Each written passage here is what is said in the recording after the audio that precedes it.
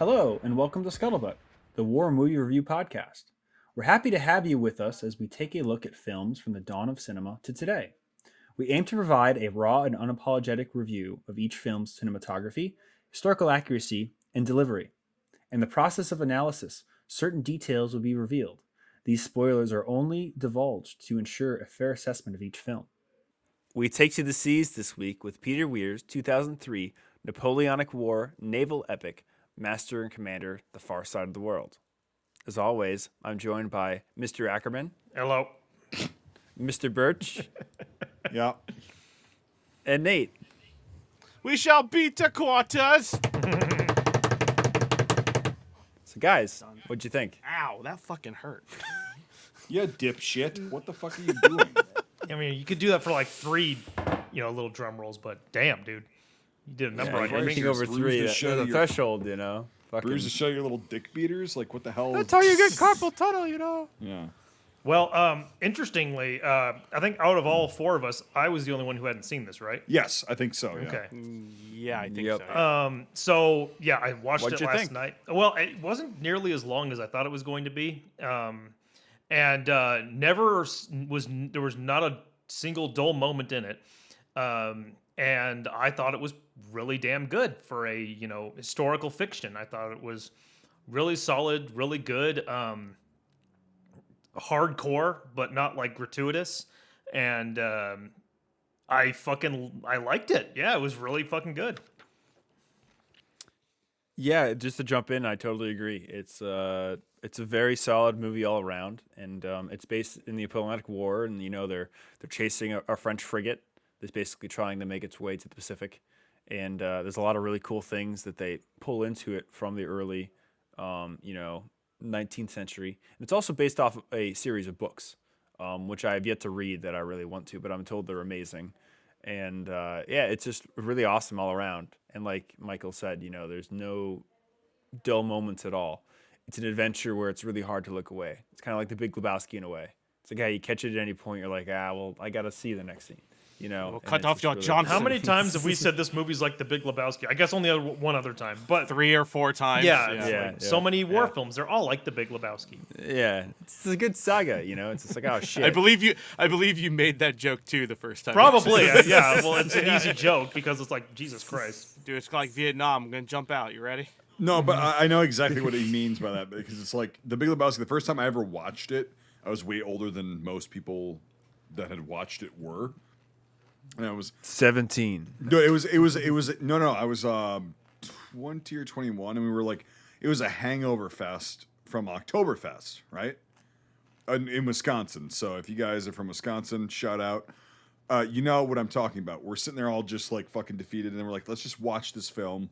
We watch it, and it's exactly that. Like, you cannot take your eyes off of it, because you're just like, oh, it flows, it keeps flowing, bam, bam, bam, bam, bam. And it keeps your attention, and it's like, oh, that's very interesting and very cool, and it's funny. But like, this wasn't funny; it was just the same kind of style of like keeping your attention. So, The opening sequence, that opening battle was just like, what the fuck's gonna happen? Like, it's a classic example of like that, setting the scene for the movie to really draw in the audience. and it's so fucking brutal. It is, yeah. I'm just like, oh my God, Yep. Well, Nate, I'd love to know your opinion, because you're the only sailor here among us. I mean, I've been Yeah. told you're a pretty good seaman, so But he loves being a seaman. he really Okay, does. I'm Easy gonna joke. I'm gonna shoot past this now. I applaud you for that. So, thank you. So growing up Sticky in situations. shut the fuck up and let me talk. Just gonna cut this out anyway. Stop with the cum no. jokes. No, I'm gonna leave this in after fucking Taguchi Eye. Don't worry, so it's fine. So I grew up in Maryland, primarily on the bay. Grew up on the water mainly, and I had in the area around there. It's a lot of colonial history, but it's a lot of 1812 history, and this movie is something I think that really stands out because of the era it is, but then also how well they've done it. And I remember when this came out, and I was really into it, and I was like I was 13 or 14 years old. because I think this movie came out in like It 03. did, Yep, yeah. 03. Yep. Yeah, and I fell in love with it immediately. I saw it in the theaters. I have it on Blu-ray behind me, and it is probably one of my favorite films of all time because of the way they've done it. And I think there's a bunch of ways that this movie excels in, and I think the main thing is that even though it is a fiction, pure fiction, it bases its fiction within history, Yes, not yes. changing It's a the historical history fiction. to Yeah. yeah, not changing the history to fit the fiction. It's fiction warping itself around the history to make it correct, to a T. Yes. The thing I have to say about this film is details.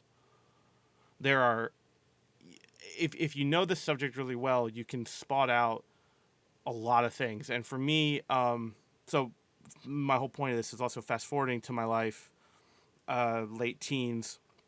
I interned on a bunch of historical ships, a lot smaller than this, but similar. And I was good until they told me I had to climb the rigging with no harnesses, and I was like, yeah. no, I don't know if I can do that. And they're like, I'm like, why can't I use the hatch on the top of the crow's nest? They're like, no, you can't. You have to climb up and over. And I'm like, and I have to be unhooked while I do that. They're like, yeah. And I'm like, yeah, no, no, I'm not doing that. And so my time was very short on it, but I spent a lot of time doing living history on those boats while they were docked and doing all that stuff. I just wasn't a part of the sailing process. But I have relatives who crew served on the Bounty the Bounty before it sank. A bunch of those ships, I have a lot of relatives who sang on that. So what I'm trying to say is that my family history is really ingrained with this, and this movie nails it to a T, and is very impressive of what they were able to achieve with techniques and stuff of the time, and really, really make it good. And yeah, it's just it's a wonderful movie, and I still love it. I think I've seen this probably over 50 times. It's and I still love this. It's movie. interesting you say that about the living history, because while I was watching it, I said to my girlfriend, like, because we've been talking all about reenactment and stuff like that, and I just said, I wonder why. but I'm like, yes, but I was like, do they do like this kind of thing for like reenactments and shit like that? Oh, yeah. So my cousin's one of my second cousins' husband literally lived on the Bounty for like 3 years. wow. So that was his job. Like, they paid him to. How to many times be a did he part- mutiny? Yeah, just the once. But no, he retired from that. I think about 2 or 3 years before it sank. During what was it? What was the hurricane that came up? Probably Sandy. Katrina? Sandy. It went down during Sandy because it was in the It northeast. was off the Roanoke. Okay, Was it it? was one of the It was. And by the way, this is the reproduction of the Bounty, not the real Bounty. The real Bounty is engraved in history. The one they made for the movie with Marlon Brando. Yes, yeah. And I think it's also the same ship for. It used to sail up and down the East Coast. Yeah. It also was the same ship for Mel Gibson and Anthony Hopkins movie. Oh, didn't know that. I think, and I was also in SpongeBob the movie. If anyone wants to know that, so. Oh wow. Well, Damn. Yeah. Now you can really now SpongeBob really lives in it. Talk about diversity amongst genres. Oh, Yeah, I so- can feel it, Mr. Krabs. God damn it! All right, so shit. Fucking Yeah, sorry to Hellfire. track your. So one of the things is that have we all done intros? I'm sorry. I believe so. I really want to jump into it because I really love. I this wonder movie. why you're semen. Let me do my let me do my intro first, and then because Okay, I go ahead. appreciate. I didn't know if you had done it. I was actually going to say that I have zero sailing experience whatsoever. Right? What do you mean? You're from Wisconsin. You don't go sailing on the Atlantic all the time. Hey, fuck stick, we got the Great Lakes. You ever heard the record of Edmund Fitzgerald? Yeah. Oh, you gotta. I sailed through the cornfields in my Chevrolet. Sorry. The legend lives down from the Chippewa down. The big lake they call to get you gummy. Yeah, exactly right. Okay, no, fuck that song. By the way, I hate it. But anyway, Wait. no. As long as you're not in the lake in November. Well, that's very true. Like, who the fuck would go out there? But anyway, No, so I have like no like personal sailing experience whatsoever. And I can still tell like these guys are doing it the way that I've read about. And like they're climbing up, like you said, they're climbing up the fucking nets onto the masts. And whatever the hell the terminology is, like That's how I found out I had a fear of heights. oh was yeah. doing that. Oh So, yeah. There's no yeah. fucking way Yeah. my ass is gonna be doing that. Splatting on the deck is a lot different than falling into the Yeah, ocean. So, yeah. It's like, dude, and that these guys just go up there and then in wind, they're like, okay, get these sails untied. I don't know the terminology, so please forgive me, Nate. But like okay. they're fucking undoing the sails and they're like putting them down when they need to be, and then they have to like stay up there in case the sails have to be taken up again. And it's like What for what normally what happens is that you have riggers, and the riggers go up and they let the sail down, then they come back down, and then they man all the rigging on the side to pull taut the sails and all that kind of stuff. Sure. And then they go back up to pull the sail up and then fasten right, but it in back this to the- film, that's to what the we're gonna get to, like, stay. because I want to ask you a lot of technical shit about this. 'Cause I'm very fascinated by it, but like, I, it's I'm like 50% knowledgeable Yeah, in no, a lot of the that's terms, fine. but I know, but sailor talk I can really yes. speak. And so these guys, but like when it was really windy and they were trying to get out of that one storm, the guys stayed up there, and it's like, oh my god, they're like 60, 70 feet up with nothing. They're just holding onto a fucking piece of wood. Yep. And waiting for an order that they can barely hear, you know. And I'm like, okay. Anyway, so that's the kind of shit that like puts you on the seat's edge. You're like, holy fuck, you know. And that's what these guys had to do, and they portrayed it pretty well, I thought, you know, from somebody with no experience. But like, and then just the general maritime like decorum, I guess you would call it, of like respecting so and so and. You know, a doctor is different than a captain, who's actually a colonel in the modern Navy ranks. But like, you know, it's just okay. They get their own quarters, and then the fucking all these different titles and everything. It was lieutenant, master sailor.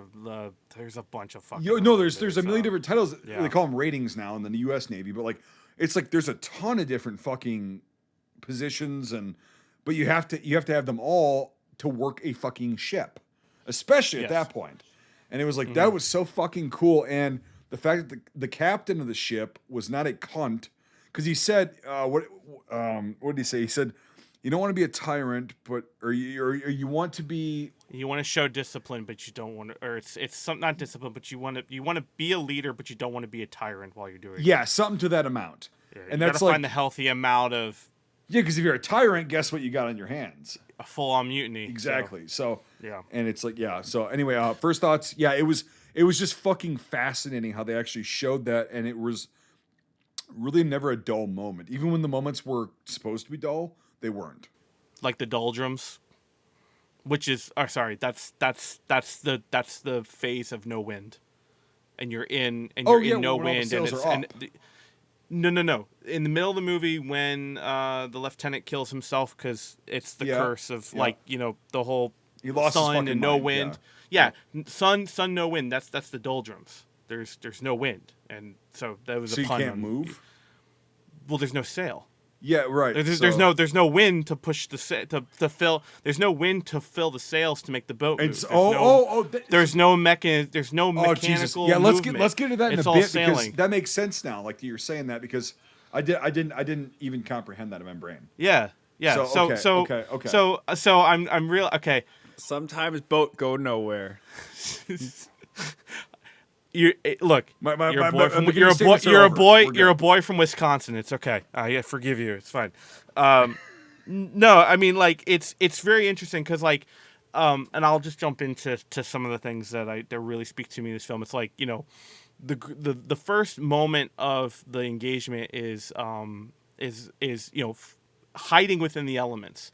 You know, you're in I think the thing that really shows in the very first beginning, it's like it really does kind of elaborate that you are on a island, quintessentially an island that can be sunk, that can be destroyed, that is constantly you know, against the elements. The water is not your friend, the weather is not your friend, and the other ships that you are hunting and or being hunted are not your friend. So it's very much within the first moment of the film. It's like, I think they do a very fantastic job of key tactical ways of engaging and disengaging an enemy.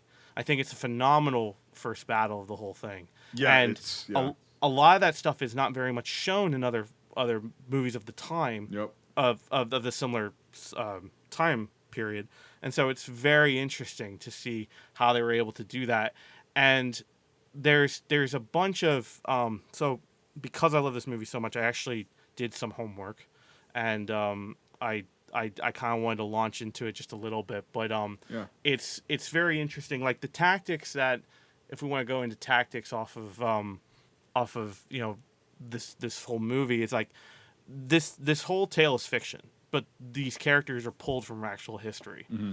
And the really cool thing about some of the history is that the what's the enemy, the French ship called? Starts with an Akron A. or something. Yeah. The Agrodon or Akron, or I don't know. It's one of the French evil ship. Jamie, pull it up. Jamie, pull it up. So the French evil ship is based off of actually, because they talked about how then within that first engagement, that when they were shooting her with I think it was 18 pounders, that they had 20. I think his ship apparently had like 29, and the enemy ship has double that. Yeah, like almost 42, double that. yeah. So they're firing at the ship, and they're saying like, our stuff can't penetrate the hull. It's just not penetrating the iron. Yeah.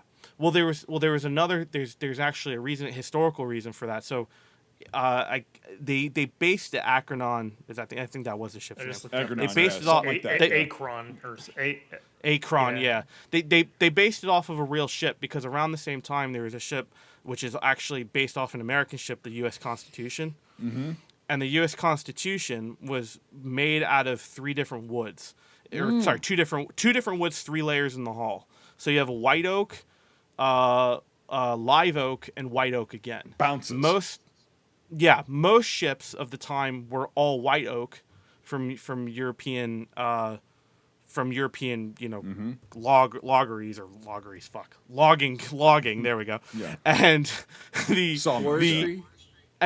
Forestry. Thank you. Yeah. So the thing they interpret it really well is that their cannonballs were not hitting the hull, which is why they go do a layer tactic later, and the reason why they also show that their cannonballs were going through the our main people's ship. I can't remember the ship's name. I'm fucking all that up. But the main ship, the ship the characters are on. Yeah. Is it Surprise? Yes. I wanted to say Speedy because I thought you were I wanted to say. I thought you were a big fan of this movie. Speedy, I am, but I can't. I've seen it 57 times. What ship are they on? It's okay. I can't remember the names. You fuckwit. Just surprise. So I'm hesitating because I'm remembering the real fucking names of the real events, and so I'm hesitating because I don't want to fuck it up, and I'm fucking it up. So thank you, Brian. So my point is that Nate, I got your ass tonight. I'm gonna defend you. So in the beginning of the first battle, they show heavy damage of fragmentation. Not just cannonballs, but fragmentation injuries. That is a huge fucking thing that people don't really show. I mean, they show it for the most part, but this movie really showed it.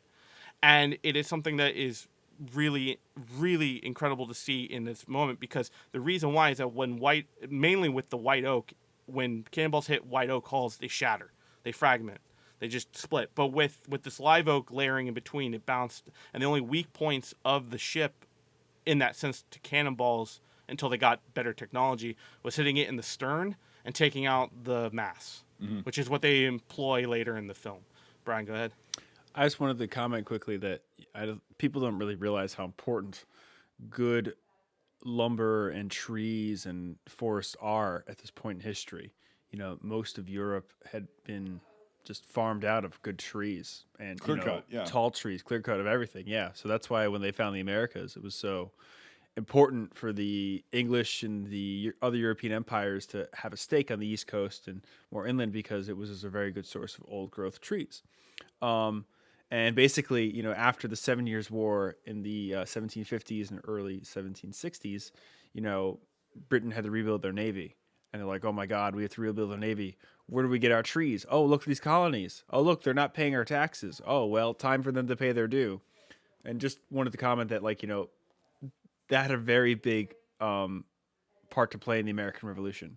Literally, the old growth trees and the access to them for the Royal Navy and things. So, this is just 30 years after the American Revolution.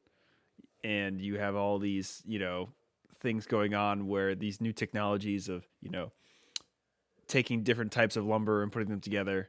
And I know this time too, they also were playing with iron plates like on ships and stuff. And that would, obviously become a thing in the Civil War with steam power. And it's a different conversation to have. But it's a very interesting part of, naval history. And even the one guy comments, oh, this is such an amazing time to be alive. Technology's changing so much. And it really was the 18 teens, It's also very interesting to see how they try to take this fictional friendship and base it off of the Constitution, but then also say, oh, it was built in the Americas. Yeah, outside of Boston. During They the said it was treaty. built in Boston. Yeah, which I don't know. Who knows? Maybe they just had but to the pay live, out the ass for it. But right. Who knows? But the live oak theory would make sense because most of live oak is within the eastern southeastern Yeah. Well, part the of Constitution is still in Boston. Yes, it is. It's the oldest I think it's the oldest. Have you been? No, I've never been. I know you've been. I have the It's pretty cool. I have the Constellation here in Baltimore, but I've never seen the Constitution. What's the Pan Am ship in Philadelphia? No, it's off topic. I don't know. but I actually don't know. I forget it. But anyway, there's some really cool warships on the East Coast that are worth seeing. Yeah. And, The few survivors. What was the other thing I wanted to say? The whole the other things I wanted to say was that the whole the tactics that they were showing off, that Aubrey was showcasing deception, putting stuff in the water with lanterns, like that's all real. Like that's all from I think mainly that's from a couple of people, but mainly I think from oh god, what's his name? Thomas Cochrane, I think Thomas Cochrane was, I think the guy they based it off. I went on a deep dive a few years ago. There's a great channel called History Buffs. If anyone's I've seen his take Yeah. on this film. a lot of my knowledge from this comes from verifying stuff. Yeah, it within was like his 4 years research ago, and but like doing he that. Yeah. he even said, and he's very critical, and he even said Yeah. this is very fucking historically accurate, even though it's a historic fiction. Yes. And- And I do agree with that. Again, it's the hidden details, and me being a history guy and a naval guy, having a huge interest in historic ships, it shows well. Like there's a great comparison to like movies like The Bounty or there's another one. So Midway, it doesn't Midway. yeah, it doesn't show the level of detail in this film that film does. Right. Like every time the ship goes from bow to stern in a pan, there's always someone doing something different. It's never the same thing. It's not the same people doing the rows. There's always activity, and the activity always changes. And it's very interesting. And the thing that they really do hone in on are the characters that you get to know and all their skills that they actually are doing. Like, for example, I can't remember the guy's name. Started with an N. He was a carpenter's mate, and he was the guy who got punished for shoulder checking the lieutenant. Yep. He, through the whole movie, is constantly doing woodwork during the repair because he's a carpenter's mate. Yeah, he's so- in charge of Yep. repairing the ship for damage. So, like the whole thing, he's working on the masthead, or not the masthead. Sorry, that is what it's called. Yeah, masthead. The figure on the ship, on the bow of the ship. Yes, And on the so front, that yep. so he's constantly reworking and painting that, and those are those things. So it's very interesting to always see this detail. Like when they went so far south that they were hitting snow, you could see guys throwing snowballs. Yeah, Like that. I mean, yeah. that's just little touches like that are just so unique. And then I loved the line of I can't remember his name, but the doctor, where he's like, I'm sure something nautical and lively happened, and he's like, yes, we turned north. Like that was what I was expecting to have to like explain half this movie to like something happens. Brian, go ahead. So the only thing that's kind of like it, and only because it's in the same era, is the Admiral. which came out a few years ago. It's a Dutch Which film. I haven't seen that. So And yeah. it's interesting, but it's very broad when it talks about battles and stuff, and they're very Yeah. big and encompassing. So like you get a very big scale of it. You don't get this very singular version of combat, And on a very broad scale, there's not many good, naval films out there, naval war films. To be totally honest, there's a lot of them, but there's not a lot of good ones. Das Boot obviously comes to mind. Probably sets the standard very high for World War II films. That's probably the best World War II naval film. Greyhound is interesting. I've never seen that. I want to see it again before I'd like to talk about it, but it's got some interesting scenes. The original Midway's classically been very high in the list of a very good film. Not the new piece of shit. The Caine Mutiny is great as well. Again, these very singular things of showing like a crew or a ship in peril and going through things. Well, but and similar to this, even though this isn't necessarily a war thing, it's an explorer thing of the Terror also, which was is a recent thing. Yeah. That series, yeah, that's amazing. Yep, based off kind of original events. So really quick, cans. one of the details that I noticed that I've not seen in another like film from this era, because they probably just didn't have time, is like when they're teaching the young lieutenants the sextant. The sextant stuff. And they've got like multiple. It's not just one. It's not like just one, because it was a pretty common tool, right? So they would have had multiple of them, but like they're all teaching them like, okay, look at the sun or look at where it should be, and then you're going to base this off of this and this. And they're like giving a very brief, but yet succinct kind of explanation on how that thing was used to navigate at that time. Most of the officer, they would start as kids and they would work their way up. I mean, like you were hearing about Aubrey with being with Nelson. Nelson, thank you. Yep. And that's the very interesting thing. Were you is at Trafalgar? They had to start early to work their way up, and it was very much a career of learn by doing. Otherwise, you don't survive very long. With sailing, you can't really just have somebody sit down in the class and do that. You have to learn by doing as experience. Yep. As my experience being part of that. But like it is. I can't be a remote sailor. What are you talking about? Yeah. I'll just interject this. But no, I mean, of all those films I had mentioned, this is really, I think, the best one when it comes to naval films, just because it's so personal. It's such a good story. It's so adventurous, and it just, you get into any part of it, it's just so hard not to see what's going to happen next. The one thing that I had seen that I don't think I've really ever seen in any other movie is the process of pulling the cabin doors down for to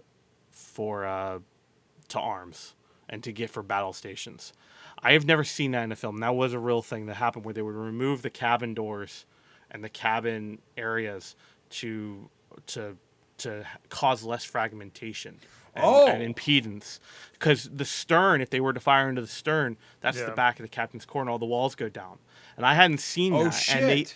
And I thought it was, when I first had seen that back in the early aughts, I thought that was like a cool like camera trick to show like, oh, the cabin dissolves and then you're in the crew. No, that's a real thing. They pull down the walls every time and they put the walls back up because that's how the captain has his privacy.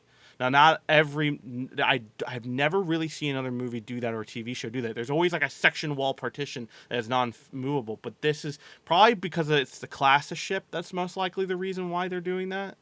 And I think most other movies have bigger ships, so there's no need for that. I think it's the style of ship that's the reason why they have that thing. But those walls are taken down and put back up. If you see it in the movie, there's a couple of scenes where they're showing them pick, like when they go to dinner after they did the firing class or the firing craft. Fuck, I'm fumbling on my words. The drill with the fucking cannons. There we go. Is that they were putting on the walls back up. And then during battle stations on the first, for the beat the quarters on the first time, they pulled them down. I saw it. I just didn't register like why they would do that. And it was it's a very interesting detail. And again, it's details in this movie that just ring, and it's just so cool. And it's just everything. Even even a doctor running from one end of the Galapagos to another, it's still riveting and engaging, and I still love it. Yeah. Open the yeah. cages. That is Yeah. interesting. That's so sad. Like I was so sad with it. But yeah, go ahead, Mike. No, I was just saying that is interesting. I didn't think about that would be the case, but it makes sense. It's like, oh, this is going to be a fragmentation nightmare if we leave all these things up. Oh yeah. The less sprawl we have Right. in a fight, And the that's better, mainly what kills you know? people, not the cannonballs. Yeah, themselves. exactly. Yeah. Well, because like the kid, the lieutenant, the kid at the beginning in the first battle, That's what gets he his gets. arm. Yeah. He gets a splinter in there, and his arm's gone because it was going to get infected, and bam, we got to take it off. The medical technology at that point was just not great, but like, yeah. So it's like that's why, and that's why if you read, Injuries not sustained in service. No. right, we cannot find any correlation to your service versus your injuries, but no, it's like you read like old sailors, just civilian or military. They were like, yeah, anytime like we were in a storm or anything, like shit would just break and like wood would just fly everywhere. And it was like that was the biggest threat. It wasn't the cannonballs themselves. It was the shit that they fucking caused to like spew out. Or if you hit a fucking huge wave and then bam, it breaks part of your deck and then all that wood's flying at you. Well, I'll counter that. That has to be a really big fucking wave. Well, no, but like I'll just say if you read about just like people that weren't in the military, like just sailors, like just cargo ships back in the day. Rogue waves are very rare. I know, but like they would say, we got hit with a wave, and like we got all these people that were hurt, and we didn't have enough people to man the fucking ship. I would say maybe bludgeoning and or throwing, like being thrown around. Possibly. Well, and that's also their accounts too. It's like Brian said, that is rare. Oh yeah, I'm not saying it's bullshit, but that is very rare. Have you ever ran into a rogue wave, Nathan? No. Good. I've been in some fucking heinous weather though. Heinous weather from St. Martin to St. Thomas. 25-foot waves. Oof. Was that when you were a how big of a pirate? boat? How big of a boat? 40-foot boat. That's a canoe 42, basically. 42 foot That's a boat. canoe in the ocean at that point. It was. I went from. I flew from Maryland. You have a vomit on your vomit. I flew from Maryland to St. Thomas and flew from St. Thomas to St. Martin. Then got in a dinghy, spent the night, and then immediately was sailing back to St. Thomas from St. Martin, or vice versa. It's been fucking 20 years, and I had no time on the ground, and I immediately was thrown into a cabin.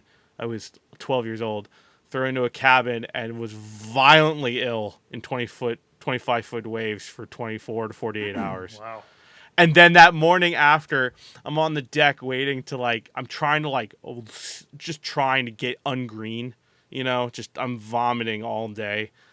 And I get hit in the face by a fucking flying fish. Oh yeah. Insult to injury. I got fish slapped so hard by these stupid little fucking they're called flying fish, and they literally have their fish with like giant fins. And they look like birds, and they jump out of the fucking Yeah, I water. remember Life of Pi. Well, they kept jumping. Yeah, and then they fucking one hit me and cock slapped me in the face. And it's just like, God damn it! Like, what the fuck am I doing with my life?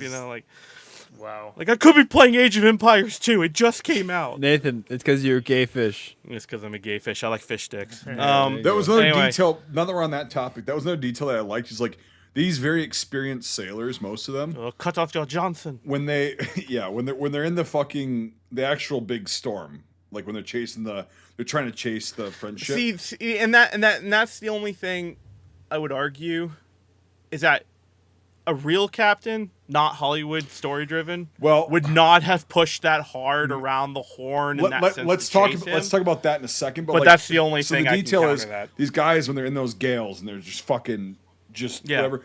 These experienced guys are puking. Oh, 100%, yeah. And it's like there's nothing you can do. You're gonna be fucking sick no matter how much you've been on the sea or whatever. Now let's segue into that because I agree with the same thing as I'm like,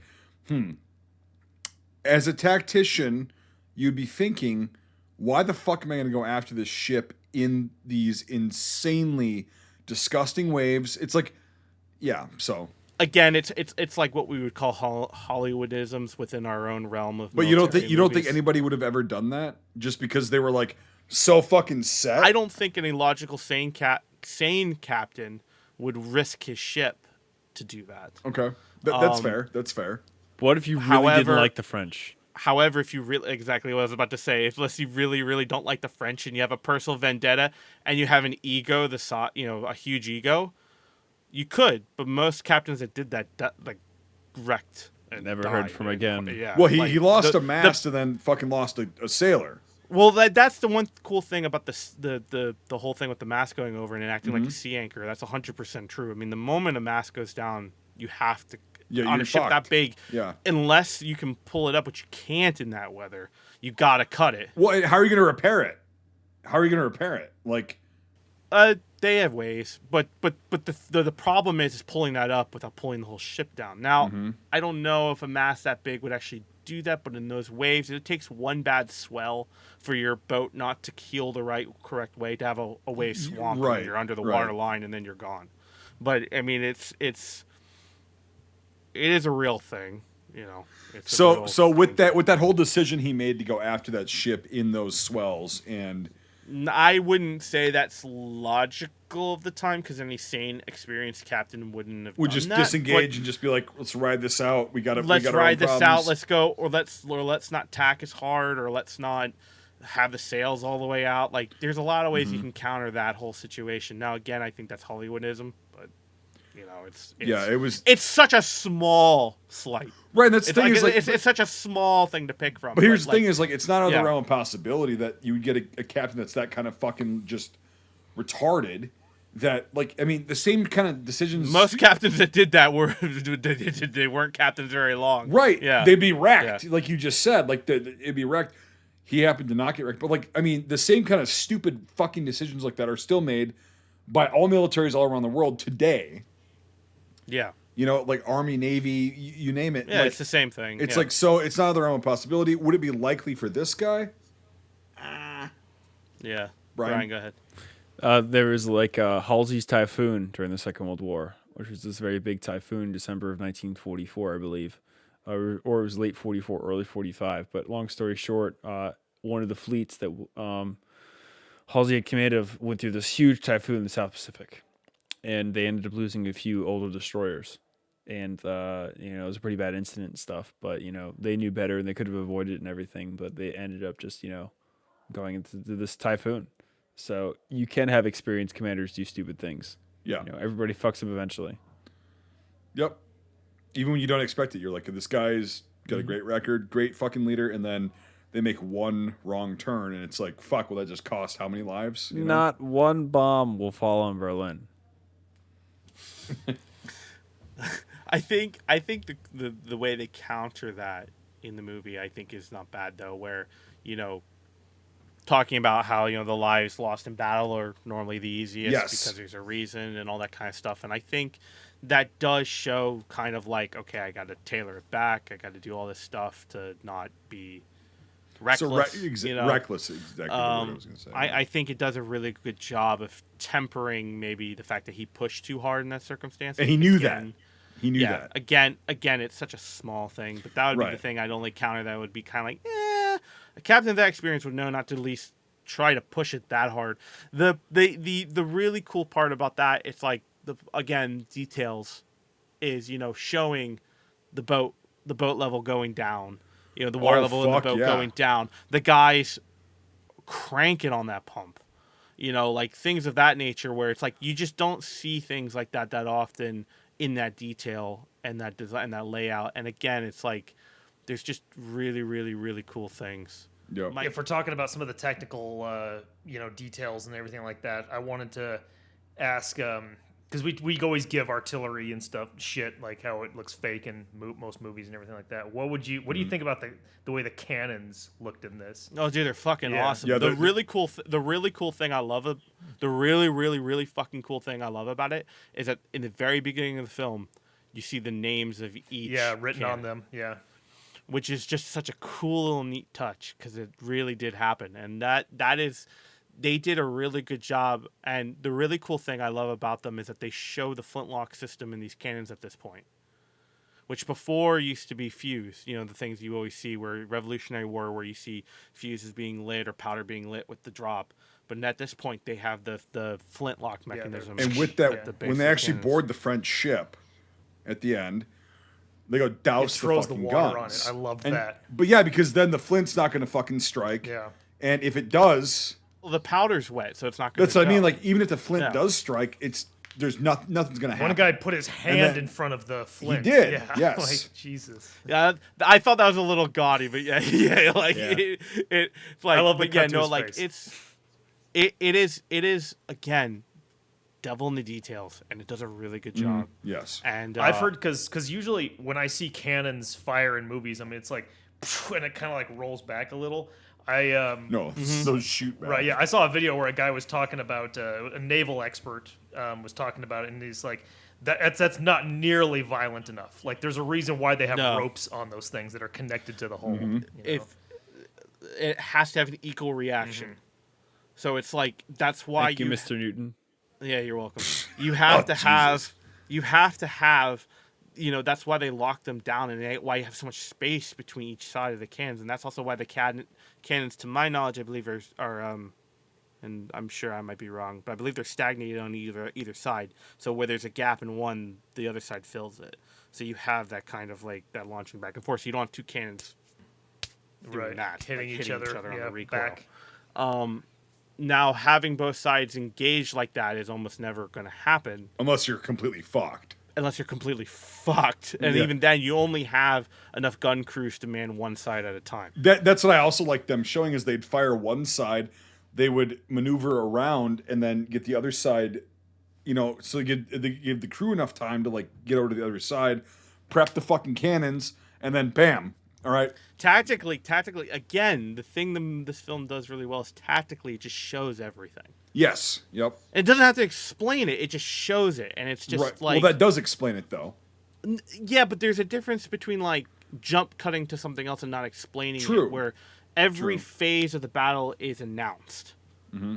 Does that make sense? Like you can follow it along as it goes. Like there's no like what the fuck is happening right But here. this is how I learn Yeah. though. Like this is how I learn is just by showing how it was done. This is why I like reenacting if it's done right. You know, won't go on a tangent about that, but like it's like because if you show how it was actually done, I find it easier myself to just learn.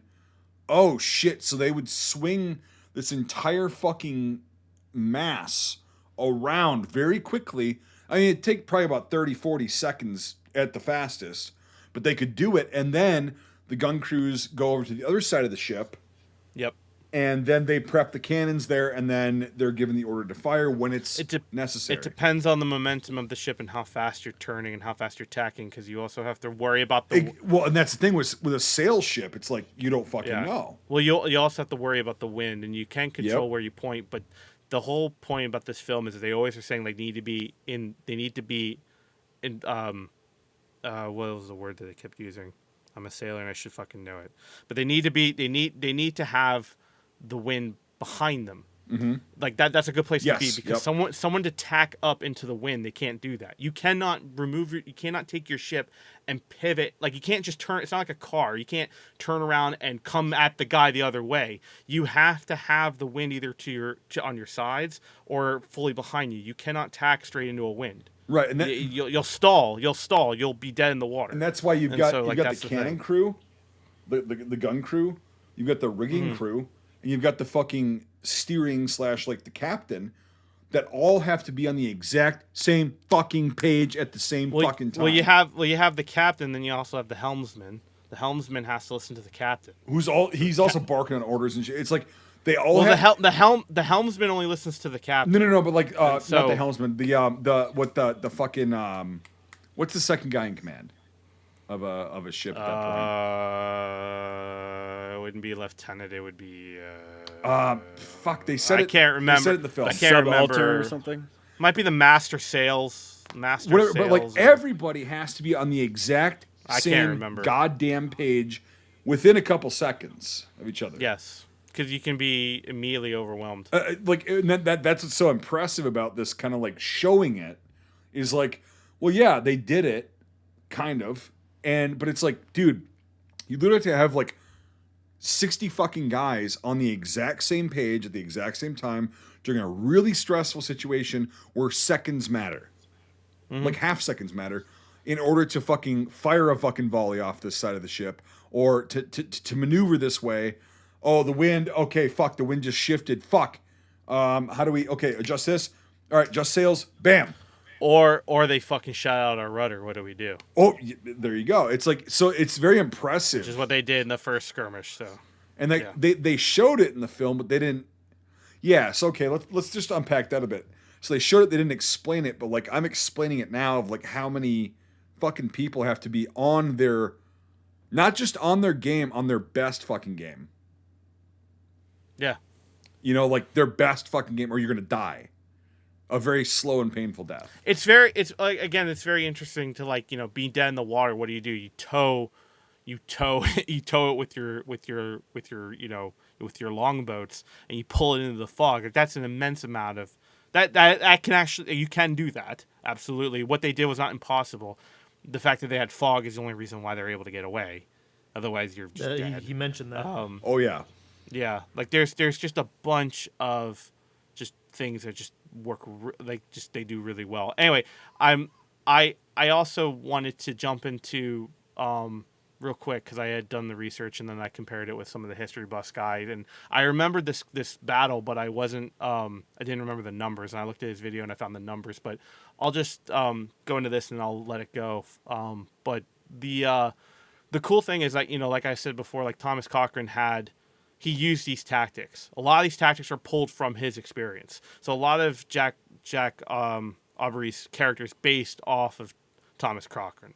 And so a lot of the really cool thing about it is that Cochrane was kind of demonized by some form of leadership. They wanted him out. So they kind of gave him the shitty little boat, and they're like, good luck. You're going to just fade into obscurity. And what he did was he took this boat and he just wreaked havoc on a bunch of ships. And the way he used it was, I believe it was it was called the HMS Speedy, and it was I believe it's actually called a Speedy class brig. And it is a smaller ship. It's like really, really just tiny in comparison to the massive ships. It only had a crew of 54 and had 14 guns. And it was one of the smallest ones, but it could go fast. It could stay low to the water and be fast. And so what he did is he used it to his advantage. And there's a really good, what they did with this last encounter, with the last battle, is based off of this battle mainly. And it's about his deception of pulling in I think it's a Spanish ship, which is called, and I think it was called the El Gambo. And it was a Zenit, or it was Zenit, Zeebeck.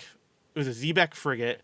It had a crew of 319 and 32 guns, so massive in comparison to it. And because Speedy was so low to the ground, low to the water, and it was so fast, but it was so vulnerable to cannons. He used he had a bunch. I think he didn't use like a whaler, but he used like some kind of merchant flag. And then when they got closer, threw up an American flag, which confused the hell out of him. And then he threw up the British flag. And at the last moment, they didn't know what to do. And because he had gotten so close, the guns of El Gambo couldn't pivot. They couldn't deflate down enough. Because he was so close and he was so low to the water, they couldn't shoot down on him. They could only shoot above him, and they couldn't aim down. So he used that to just wreck into their sides constantly, go around them, get close enough to them just to pretty much like hip fire the boat with cannons. And then every time they would try to board him, he would just move away. And then he would just keep shooting as he moved away. And then he would just close the gap again so they couldn't bring the cannons down to fire at him. And he did that so long, they started getting so battered and so confused. Then he boarded, and then when he boarded, he took out. I think they killed the captain halfway through that on the boarding, and then what they did was they raised up a false white flag on the ship, which caused the remainder of the crew to surrender. And by the time they realized that was a false flag, they gave up. They had already given up the ship, and I think it was. This is the number I had to look up. The Speedy only had 3 losses and 9 wounded, and El Gamo had 14 losses, 41 wounded, Oof. and 261 captured, Damn. and the ship taken. Right. So that's where this last battle of Jack Aubrey is based off of this skirmish, and it's very interesting to see and compare it to, because it really is the same, except for the captain being a fake doctor in the back, but it's close enough. But yeah, that was kind of my what I knew, and then also backing up with some of History Buff's knowledge, which everyone should go check that out. That is a great Really good. episode. Yeah. Yeah. But that's about the most of the actual history of those conflicts that I actually think that people have pretty much demised. That is those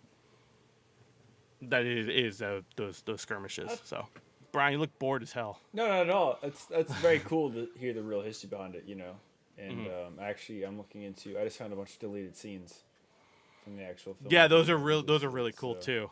It's mostly like ship's life and stuff, but it's interesting, And it's funny to see what they cut out of films, because a lot of times, like Fury and stuff, they cut out the heart. But in this case, it's interesting. They really just seem to cut out a lot of the fat. I mean, they're good scenes, but it's nothing like groundbreaking or like, oh fuck. Let me ask: is there any deleted scene that explains his wounded ear? Because I noticed his earlobe was fucked up. What side of his head? It's on his left side. One guy has a tattoo that slowly gets bigger and bigger throughout the deleted scenes. So I it's never like shows progression. That's pretty cool. But no, I noticed that with when he it's like a close up of him, his earlobe is like fucked up. It's all and Is that Russell Crowe's character? yeah, Russell Crowe. I don't remember. Yeah, there's one of him swimming here, and his ear's all fucked up. That's because when he was on Bougainville in 1943, he was in a swamp, and all these Japanese soldiers attacked him. By the way, just an aside, Russell Crowe fucking killed that role. Yeah, he's great in it. Like This is it when was. South Park was making fun of him for fighting around the world and getting drunk and everything, but no, he's great. No, he was like fucking. He wasn't over the top. He was a gentleman, an officer in the British Navy, and a guy that had been there and done that, like knew his shit, and like it was just really cool to see him in that role. Like it was. Dude, that hand-to-hand combat is so well done. It's really fucking. The boarding party. I mean, God, it's so great. Dude, that shit's fucking you- insane. Like, Did you see the guys who had literally flintlock pistols Yes. tied with Yeah, line, dangling down. and they yeah. literally were just because it's easier just to shoot, throw it away, grab another one, shoot, and they were and what the thing was they would do, they'd pick them off the deck and take them with them. So as they had them when they boarded, but then they would pick up ones off the deck from French and carry those as well. And you just go in and you just keep Yeah, I mean, clearing the decks. Yeah, 'Cause you got to clear ship top to bottom, because if you don't, you have saboteurs that can hide and. Well, and then I like how it progressed. Like that whole like final boarding scene was like fucking. You want to get a hard on for fucking adrenaline? There you go. Yeah. Because it's like you don't know who's gonna fucking win there. No. The Spanish. The Yeah. Spanish. But like the showcase of weaponry through the whole thing, like the fucking cannonballs, the mortar balls, and the fucking blunderbusses and spears and flintlock pistols. people it's like- associate like the pistols around like your neck on a thing. They associate it with the pirates, at the time. That's all that's really out there is the pirates who carry a bunch of guns. It's like, Blackbeard. yeah, where the fuck did they learn that from? Yeah, A lot of these guys were former sailors or sailors that deserted. yeah. And they'd be like, yeah, this is what we do when we board a ship. I mean, it makes total sense. There's no fucking way you're reloading one of those. No, you get the most firepower as quickly as possible onto that fucking boat. People don't realize how the boarding parties are. Like they think, I feel like people have this kind of like civilized look of that era still. Yeah. how, like in some movies, it's kind of like, oh, he got hit with a sword, no, he got shot, and all that stuff. Like, no, like guys are getting hacked to pieces with fucking boarding axes and fucking blunderbusses blown to blown to Yep. pieces, grape shot, like swivel gun. I mean, there's also cannons, but there's also swivel guns on the Swivel deck guns, yep. across that are just shooting loads of grape shot that are just tearing people in half. I mean, I saw a lot of that more than the I mean, not maybe more than, but I noticed that. I was like, oh Yeah. shit, where you see like the multiple, Yeah. hits at once. Yeah. Well, like the thing that's interesting is that I thought watching this again, I realized they were just shooting ball into the mast and stuff to take it down. For some reason, I thought they were using chain balls, but they're not. They're using carbon balls. They probably just didn't have them. Right. You know? Again, I also don't know when chain balls became. That might be a later. No, they were around that. They were around way earlier than that. They just probably didn't have them. Chain shot. But yeah, that's what they would have been using. But like at that point, they were probably just like, we're going to use what we fucking have. Yeah, exactly. And we're gonna hit the ship. And another thing I want to mention is the use and like the portrayal of the British Royal Marines. Right. That was very cool to see. Yeah, because guess what? They're up in the mass and they're literally taking precise shots. Because they have the precise rifles at the time. Some of them. But like they were trained as the ship's fucking moving. More precise than a fucking smooth pistol. Well, some of them. Well, yeah, exactly. But like some of them are using smoothbore muskets. They're using brown besses. You know, and it's like those guys are trained like the fucking ebb and flow of the ship, plus the chaos and everything. And you're also up 60 feet, 30 feet, whatever the fuck it may be. And then you're taking out precision targets with your boarding party right in front of your fucking targets. It's like those guys, that's the job of the Royal Marines. That was the job of the U.S. Marines for the longest time. And it's like that was really cool because they were also in uniform. They were wearing their reds, you know, and they were wearing their fucking uniform. And like, yeah, the British Royal Marines, that's what they fucking did. They're great marksmen, and they actually showed that in this film of like, yeah, while they're doing that, we're gonna fucking pick targets off. And that was really fucking cool. I also really liked what was the I liked the concept of there again details, but the details of showing the lieutenant, you know, not knowing like because of the era there were these two different categories. It's like, you know, you had the high-ranking officers, then like kind of the middle-class officers, and then, you know, the sailors. We'll just put them in a bracket called sailors, and they were in their own thing, and the officers were in their own thing. But then even then, you were only really allowed to be in the captain's corps unless you were invited, if I remember correctly, because you never. He said he got invited by Nelson twice. Right. So that's it. like Yep. like the younger lieutenants and the midshipmen, they are only in the captain's quarters if they're invited in. And they didn't show that particularly, but you should know that with history, and you can tell with each dinner there's a different amount of people and different people attending, which I thought was very an interesting detail, and also further states the whole lieutenant where he sings with the men, and that's a big no.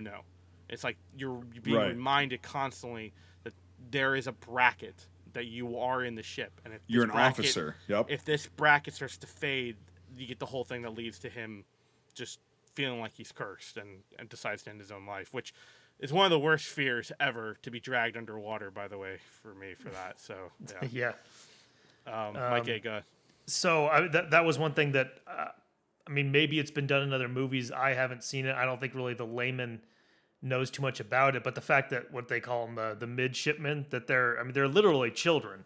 You know, they're like, I think they're still called. I think they're called midshipmen at this time. I could be heavily wrong. I'm sure someone who knows this history a whole lot better than me can tell me the exact rank. We'll just call them midshipmen so everyone knows what we're talking about. But, but the children who are in uniform on the ship, and it's I don't know. It's an interesting thing to think about. That, you know, like you know, you think about like people being young in war. Like you usually think of like a teenager. It's like some of these kids are like 10, 11 years old. And another thing they're accurately depicting in terms of the time period is like when they're eating and stuff like that, they're drinking wine, they're smoking. It's like that's just how it would have been at the time. Just I don't think I've ever seen a movie that really shows that part of it. There's some sailing movies that will do that, but I don't think they show the level of the British military and that kind of thing. Because these kids have rank. They rank above the sailors. Like the sailors have to technically listen to them. Technically, I mean it's interesting because I mean again it's most of these commissions were bought and paid for, so their dads would pay for their commission to be on this boat, and so like the higher the captain, how do I say this? The higher and more experienced and notorious the captain, the more you're probably going to have to pay to get a commission on this boat. So, like, I believe when the kid loses his arm, he's like, what am I going to tell his dad? Most likely his dad's a friend of his, and he did him a favor and pulled his kid to get experience in the Navy to hopefully gain rank within the Navy and have a career in the Navy. And become a captain. And yeah, I mean... That's the fucking risk that you take. That's what I would tell his dad. Yeah, well, yeah. Grow up. Yeah, no. I mean, like, you sent your son on a fucking boat with cannons on it. I mean, yeah, it's a possibility he's going to lose. Well, yeah, it was because, I mean, what was the life expectancy? Life expectancy of that time was what, mid-50s? 60s maybe. Like the thing is that it's the same thing like a drummer boy in the army though. It's the same exact thing. It's like you're put in the situation you're supposed to learn, which is why you have those classes. So the captain would teach, or someone under the captain, maybe the next rank down, would teach. Things you need to know: navigation, map reading. Experience to know what to do with the crew, experience to do during battle, learning tactics, learning that. It's whatever the captain would decide to kind of like. Which they showed in the film very well. Which they show in the film. So it's. Yep. I would love to have someone who is like a diehard expert in this field. Right. I'm kind of just I've had 20 years of fascination to really dive into it, but like I don't have ton of experience. But it is really, really. I sound like Sean. I'm not an expert, but I know all this shit. The islets are too close together. They got to be farther apart. But I don't know what I'm talking about here at all. Yeah. I can talk all about the Soviets and Afghan, but I'm not an expert. I know all the Roman legions, top to back to front. I'm not an expert. Yeah. But I'm not an expert. I prefer people like that over arrogant assholes who think they know. Oh, yeah. There's a lot of them, yes. too. I have a PhD in teaching, and I know everything. Yes. Anyway. yeah. Wait. Keeping that in. Oh, that was an old beer. Did you not know what the hell you were drinking? I have my old beer from 3 days ago next to my beer now. Ooh, I've been there. It's warm. It's flat. Oh.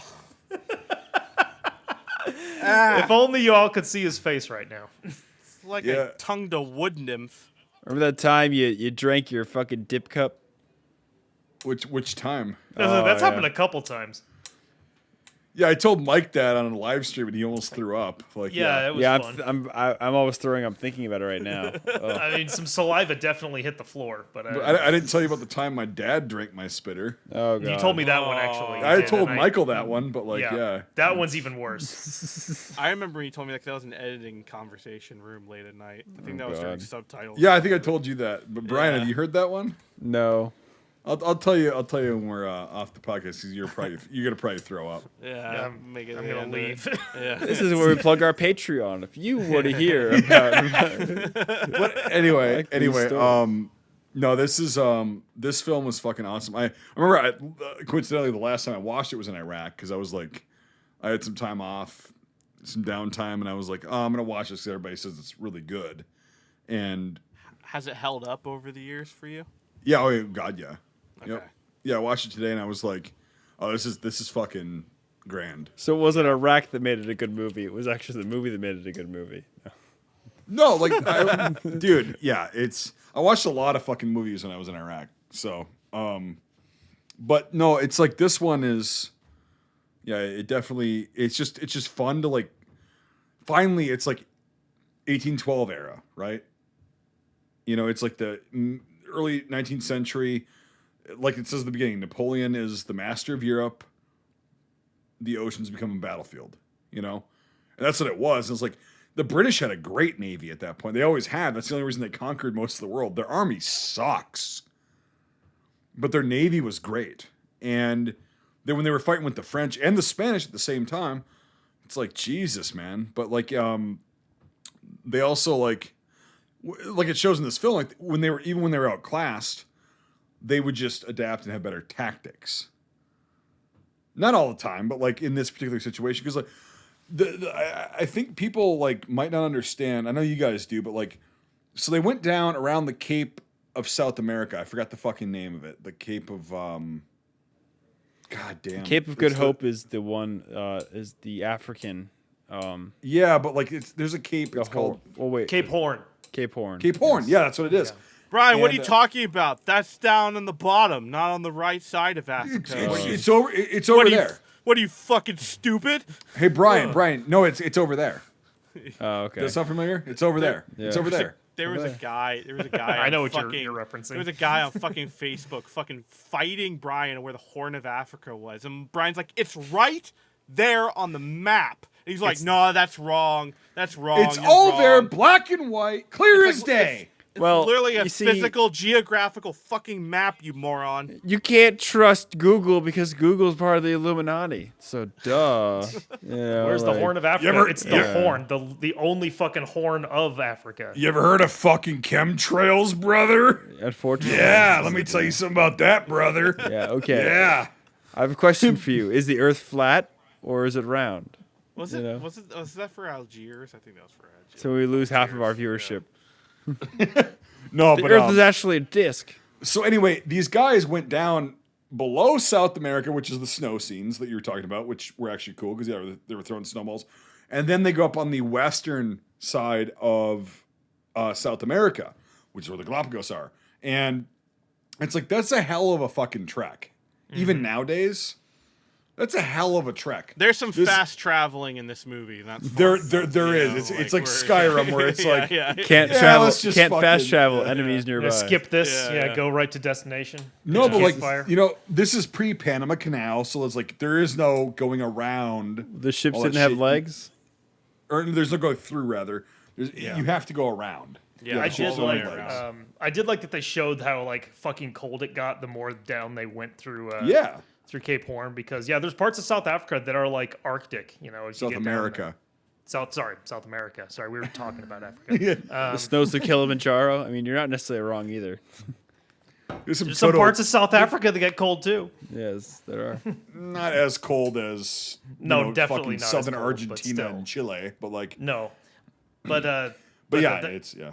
yeah, I was glad they showed that because it's like there's parts of South America that are like that are just like fucking. Well, it's just like snow saying and in the ice. Arctic, you know. Mm-hmm. It's like you're at the fucking opposite end of the North Pole. You're at the South Pole. It's still fucking cold. That's Yeah. why Antarctica is frozen. And You know. just up more details. Like Nate mentioned the part where they're on the deck throwing snowballs and stuff. I loved in it. In that shot, you can see a guy just calmly sitting there, just taking his shit off Yeah, the side, yeah. off the edge of the boat. Yeah. Nice. I missed that, but yeah. Yeah, Yeah. if you There's- blink, you'll miss it. But yeah, it's there. No, that's good. Like the little So- details were awesome. Yeah. There's so much good cinematography that it was really hard to find like a favorite shot or anything. Oh You know, it yeah, was so dude. Yeah, you can't ask me that question. Like, The Dutch shots and angles and how they show the ship rolling and everything. It's just so good. oh, it's beautiful. My favorite are the wides showing both ships in one picture. Yeah. yeah. Oh, and sorry, it's both picture. God damn, what is fucking wrong with my mind? In the same picture, we get you, bud. In the shot, I am somewhat of an expert tonight. Okay. Michael handed me the coin. He just chugged a 3-day-old beer. So Hey, pull Ah. it together. No, pull it he's- together, buddy. You're starting he- to lose it. He just had Yeah. brain surgery. Propane. He's got a shilling in Time his to fucking start the head. flame. Yeah. Yeah. Well, that. Thank you for reminding me, Brian. That is cool how they No problem, on- fucking, Poundhead. on the they touch on the medical knowledge of the time, even so advanced of cracking open a skull and trying brain Oh surgery yeah. out in the open. The only way, and you can see the only reason why he wanted them out there was for having light to be able to see Yeah, what he of was course. doing. Yep. And Causes a spectacle. again, it's I'm going to say it again. It's fitting the fiction to the history.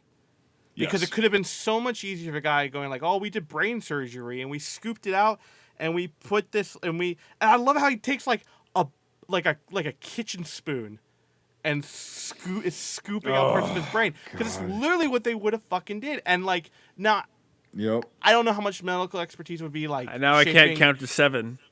But, Shaping a coin, to fit to be a plate in the head. But I'm sure that would have been what they probably would have used. Now the guy probably would have died of fucking metal poisoning by the next 5 years. A little bit But of sepsis going on there, bud. Yeah, but Bring me that you know, lead plate. Yeah, Yes. exactly, yeah.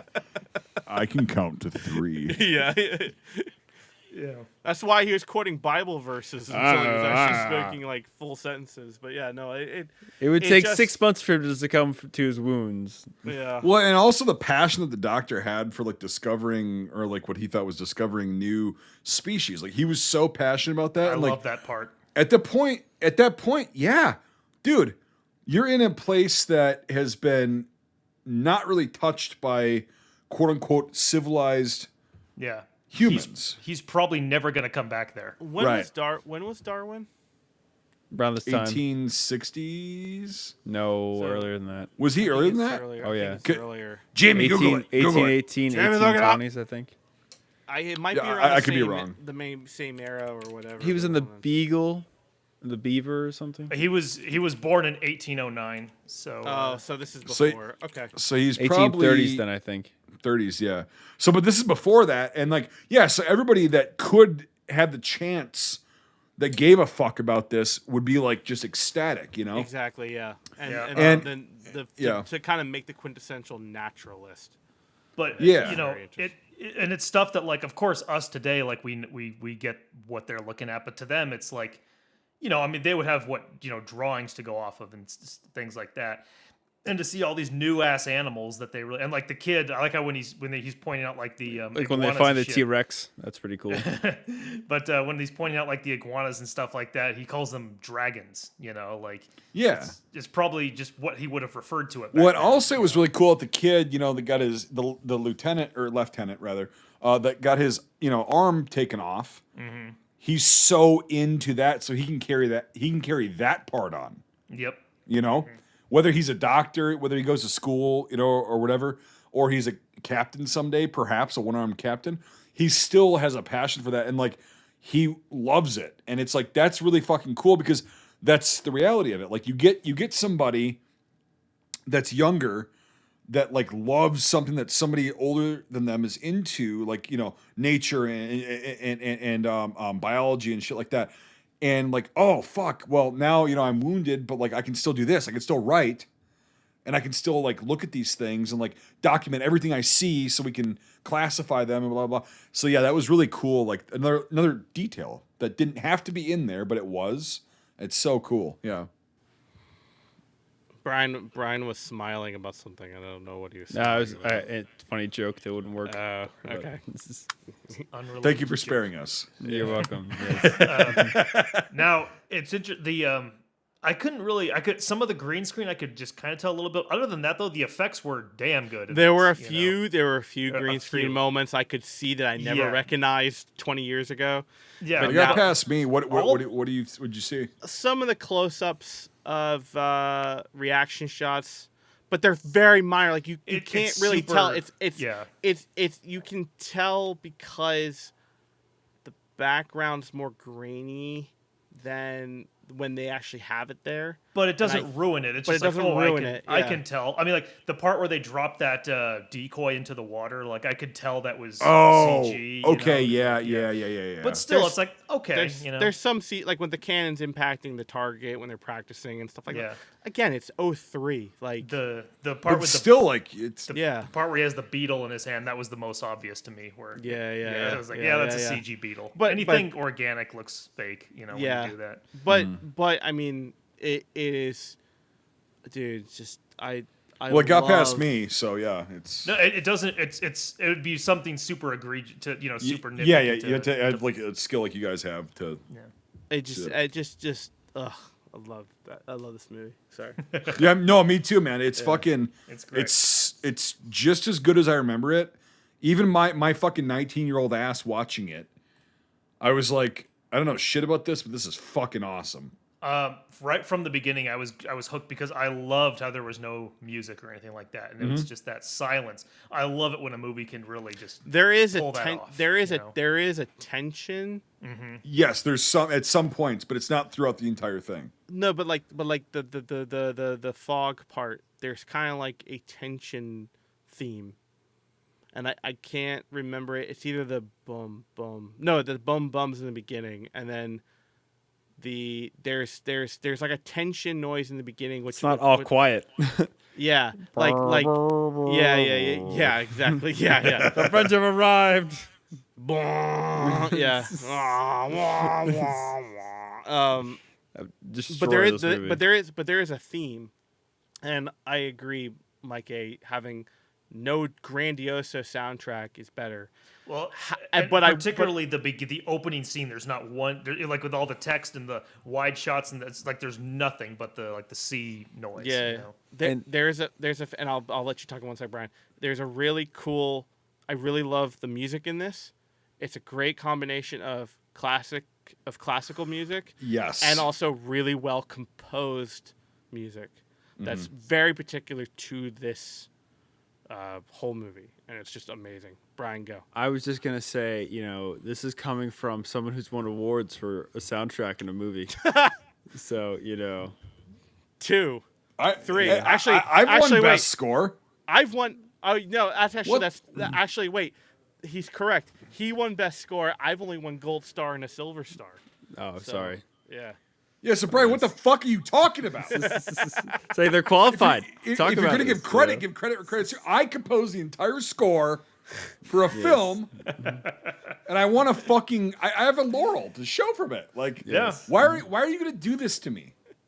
What an ass! You need, I to get think I'm IMDb, done. you need to get IMDb Pro, Mike, and add that to your Yes. resume. It is. I have IMDb It's already Pro. there. Oh, perfect. Yep. I won best score for our film, and You're welcome. you're gonna talk.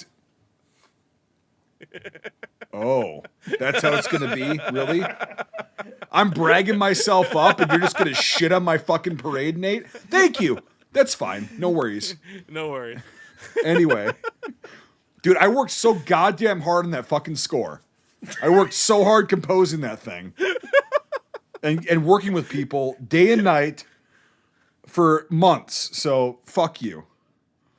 Dude, no. So like when I was in high school, I was in band and I was super fucking good, and that's what got me to this point of being able You to developed that win skill. laurels for the best score for a film. So don't take that away from me. I don't appreciate that. It's so So, good you I- can't even hear it. It's like a I dog. know. It's so subtle. Okay, fuck. All right. Anyway. Yep. We'll get back on track. I'm done fucking It's like around. you think you hear something, but it's not there though. So Blends in with the background so well. All right. Anyway. All right. Yeah. So no, I agree. The lack of score, even though there was one, like if you think so, like when they're doing the boarding scene, there was also, if I remember correctly, That has score in it, yeah. there was a build up. There is the rest of the movie has a score. I just think the music fits so well with it. It doesn't pull you out of it. It's not like Yeah. And I also did love and I did love the scenes, where they were actually playing music, him and the doctor, that he knows Yeah. personally, right? Yeah. I actually fucking loved those scenes because they were just improving sometimes.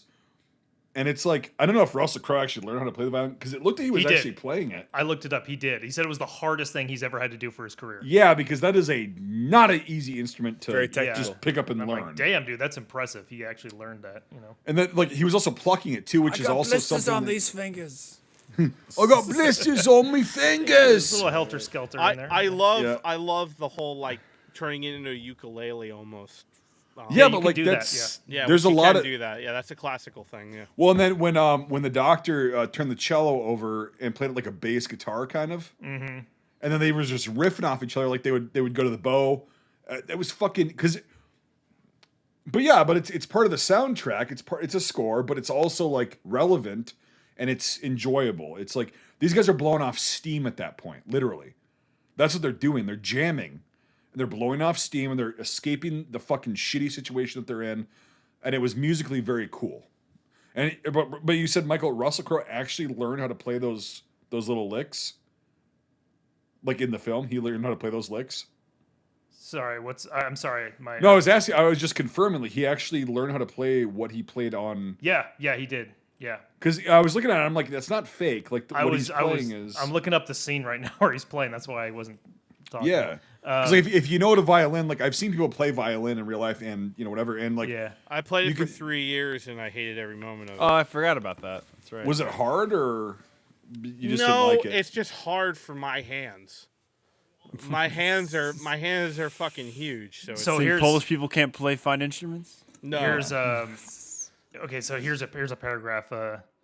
Okay, Richard Tognetti, who scored the film's music, taught Russell Crowe how to play the violin as Aubrey Jesus. plays the violin. Yeah, in the film with. And he also taught what's his name, the actor who played The the doctor? doctor. yeah, the doctor. I can't remember his name. It's Yeah, but he How to play Aubrey, I cello? think is his last name. Yeah. No, Aubrey's the captain.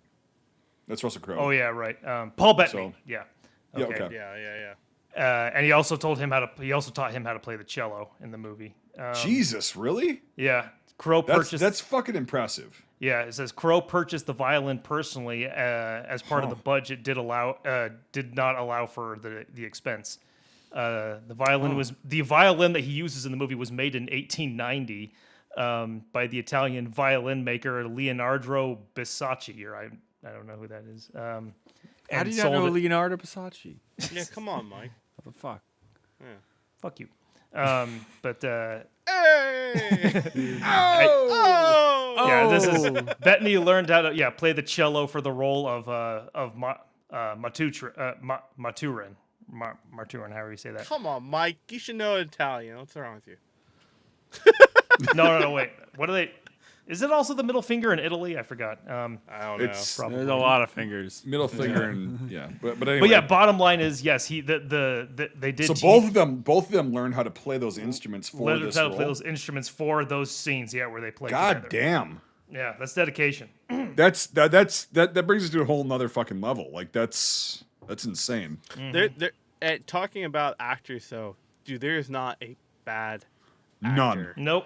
Not There's not even one.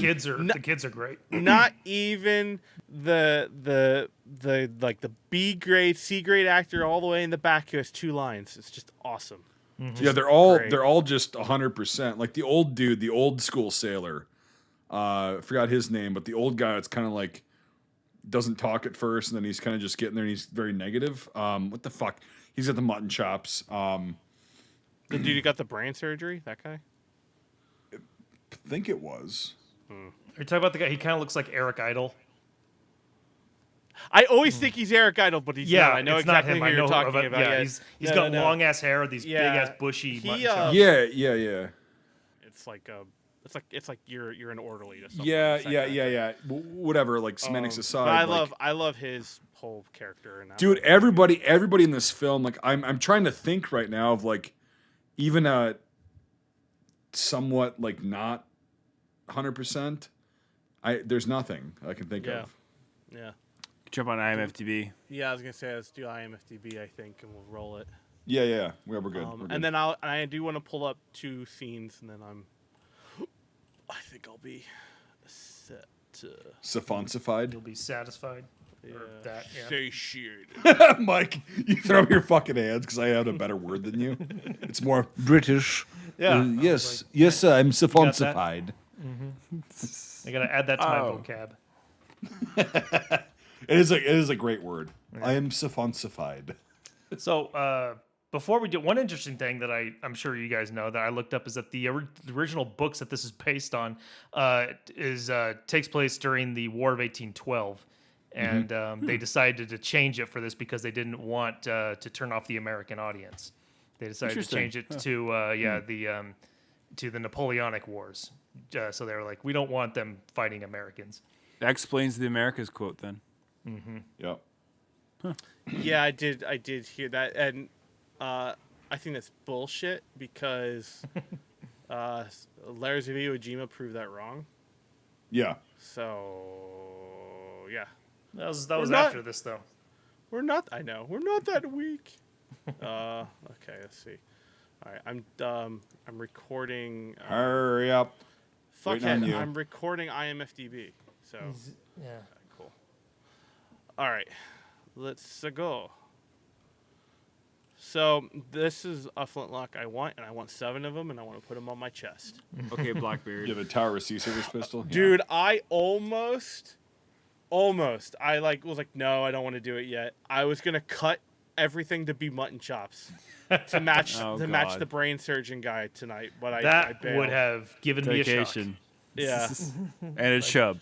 yeah, and a chub. I'd have gotten a Don't semi tell. at Not in test. that order. You know, like, Yeah. It would have just been like, oh my god. God, I love hate these when you old do this. I flintlocks. always try to scroll like down, but it's like it's not my screen. You're just used to it. Yeah. Yeah, I'm just fucking like yeah. guy looks like Owen Wilson behind him. Yeah, I was thinking that too. What Billy Boyd? Look at these great tunics, you know. Oh, dude, the wardrobe. I honestly don't know anything the fuck about this time period, but the wardrobe seemed to be It didn't look off. No. yeah. Yeah. Was that Napoleonic era? Yep. We see That's- the picture, Nate. That's Pippin from Lord of the Rings. Thank you. Now we know. God, You're good welcome. God, sir. Yep. Chevelle French model pistol. 1777. Interesting. Damn. Yeah. Well, Oh French- yeah. A French pistol being on a French ship. Interesting. That's very weird. Yes. Wonder how that happened. Indeed. Yes. I think it came out of, Belgium. I was so mad when the merchant marine guy shot the doctor when he was trying to Oh. shoot that bird. Oh yeah. You fucking idiot! It's so unexpected too. Oh, yeah. I love that shot. But the fact that he had to do fucking surgery on himself, like That was good. yeah. That was fucking brutal. Yeah. And he still says like "if you please" or something like that while he's performing on He's a himself. gentleman. Yes. Right. Yeah. Good old Brown Bess. This is like, Yeah. the British, mainline firearm for a good. Have you guys ever shot one of Century. these, like even a repro? No. Oh, I have. Oh my God, are they fucking? That's a lot of fucking firepower. The old very famous 70s song, Black Betty. Yeah, from Yeah. Ram Jam. That was originally a slave song that was adapted from an old British song about a Brown Bess musket. It was originally Really? called Brown Bess. If you think about it, old Brown Black Bess, Betty Wham-a-lam. made from Alabama or Birmingham because they had a plant in Birmingham and stuff, and later on Alabama, whatever. But that's actually an original song that talks about this rifle in the Revolutionary War. So Musket. Ram Jam's only song. yeah, right. Well, hey, 15 minutes.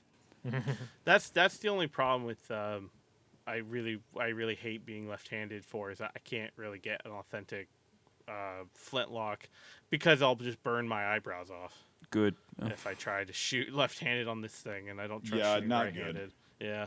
Charleville 1877. I'm gonna get a replica of one of these. This is a fucking awesome musket. Very cool. Now, what's different between that and a Brown Bess?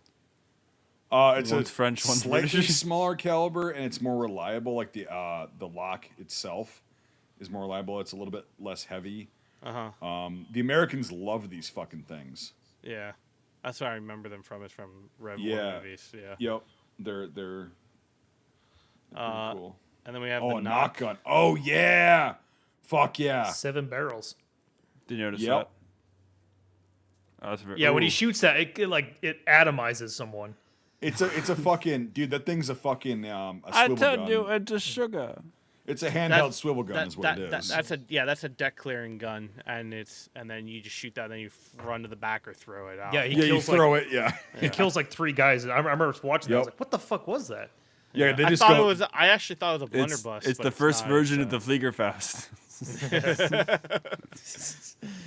the 7 Fliegerfaust. Jesus Yeah. Christ. what's The it Flyer's Fist. You never seen one? A Flyer's Fist? Yeah. No. It's a very late war German World War II weapon that had like 7 or 8 barrels, and it was 20. It fired 2 centimeter rockets, and they used them in Berlin. There's a bunch of photos of them and stuff, and they were supposed to be anti-aircraft. And they would fire all rockets at the same time. They actually were apparently effective, but they didn't make enough of them.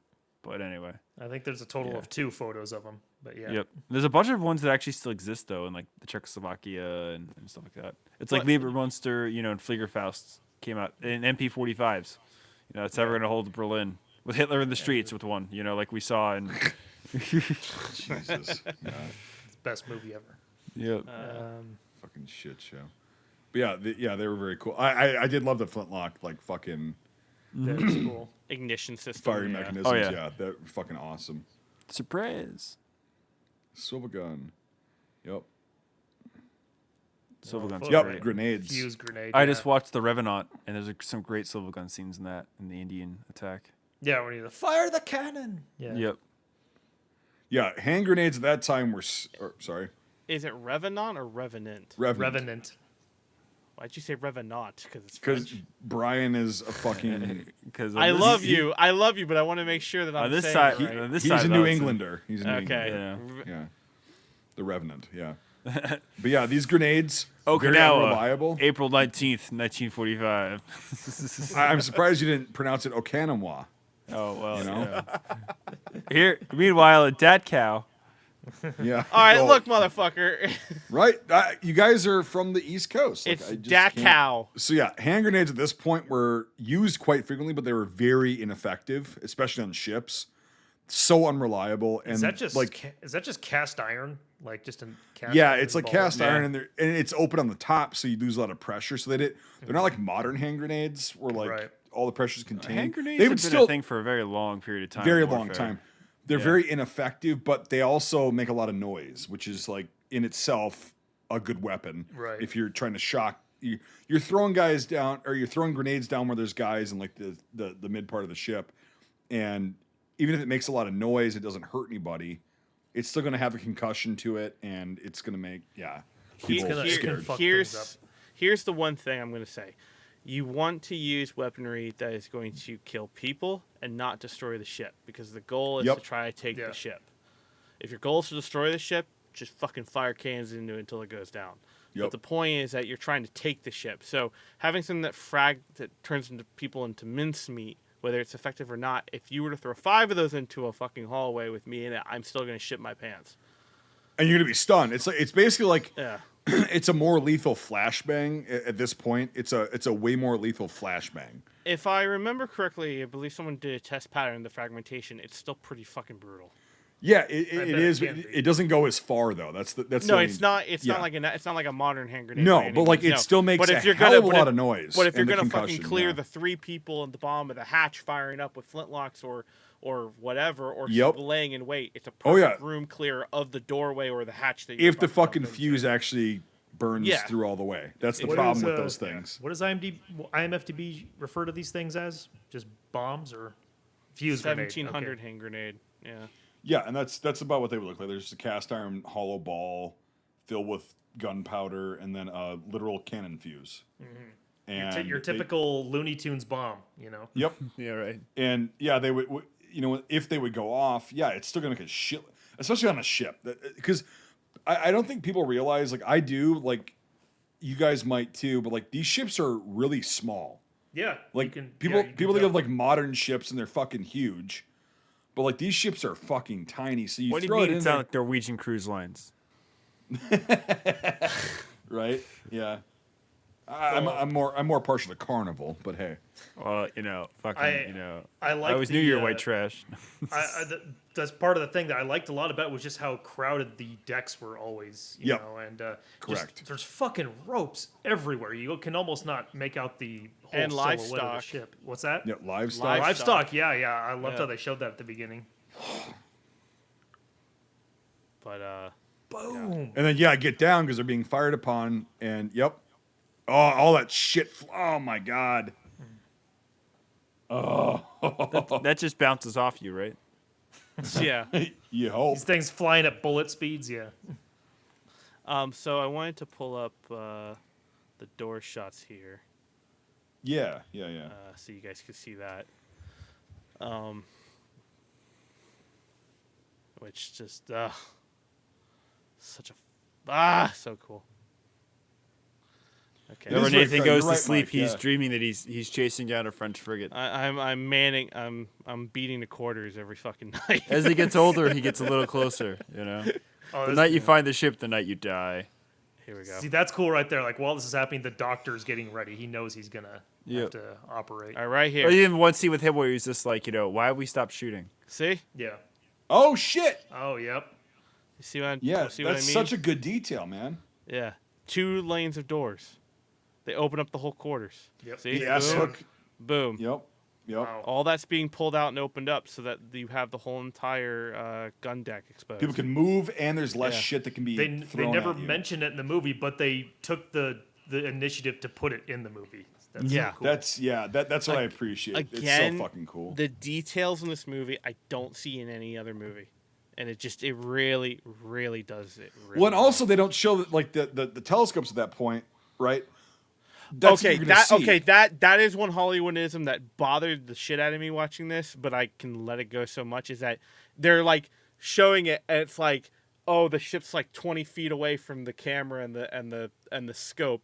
Those things can't view that close. There's no No, it's fucking like way. what, 2 or 3 power? It's the same thing with sniper scopes in movies. It's the same problem. yeah. Again, it's a visual representation of driving the story forward and getting details that you want the audience to see in a telescope. So I can forgive it, but it's just like, ugh. But they I they got were that also scope from used. Vasily Zaitsev. Yeah, exactly. Yeah, They were yeah. also used like that just so they could try to get a better view. Oh but, no, like, absolutely. It's so The shitty. Yeah. The use of them is correct. It's what you see as That- and that- as someone looking at the movie. Yep. That is it's just no. There's no way you can see that close, and then there's no way. But it's to drive the story along so you can forgive it. You know Yep. what I mean? So Absolutely. Yeah. I do want to pull out the other part of the doors going back in just to prove that I'm not crazy.